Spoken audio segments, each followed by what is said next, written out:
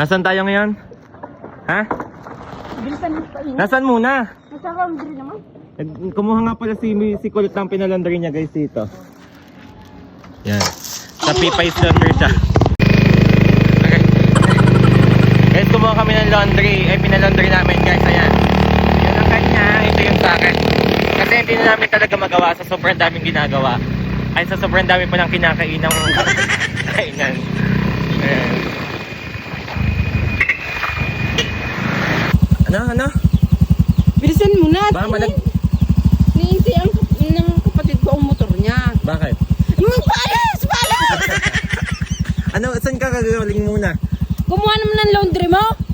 Ang kapal naman ang mukha mo, iyo. Siyempre, pati ang akin. Hindi ko na Dito kaya. hinatid mo pa talaga ako din eh.